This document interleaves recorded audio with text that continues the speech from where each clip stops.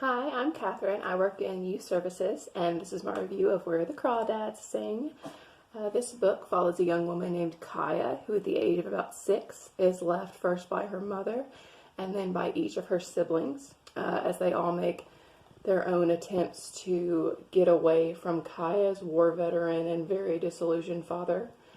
Her father was born into wealth. He had a lot of ambition, but after the war, his life kind of fell apart and it never really fell back together again for him, which means that when Kaya is then left isolated with her father, a lot of the responsibilities that would normally fall to a parent instead fall directly onto Kaya's own shoulders.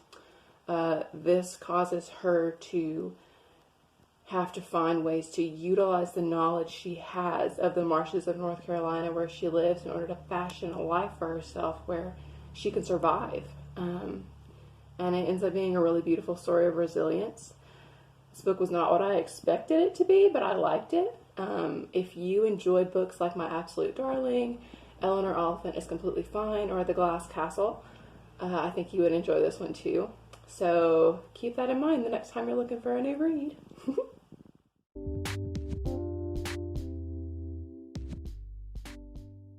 Hi, I'm Karen, and I'm a reference librarian at the Kingsport Public Library. Today I'm reviewing a book, A Gentleman in Moscow, by Amor Towles.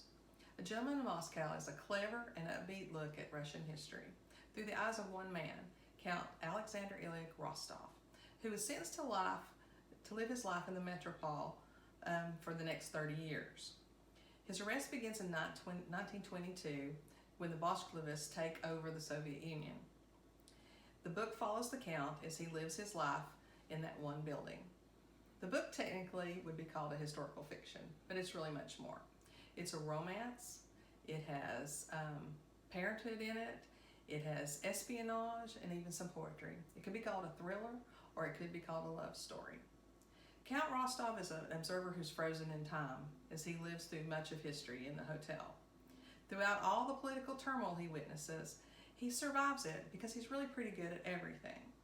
He seems to have read every book. He knows every piece of music. He is a great waiter when he has to become a waiter to survive in the hotel. He is, by all rights, kind of an insufferable character, but he gets by with it because he's really, really very charming. Towles is an excellent writer, and his characters come to life, and they become your best friends by the end of the book. This is a book I highly, highly recommend. I've loaned it to all my friends, and it's available at the Kingsport Public Library for you to check out or on Reads.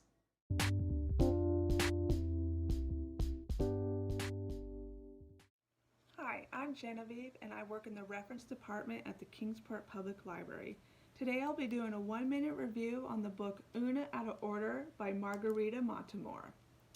On Una's 19th birthday, she wakes up in her 51-year-old body, but is still 19 on the inside.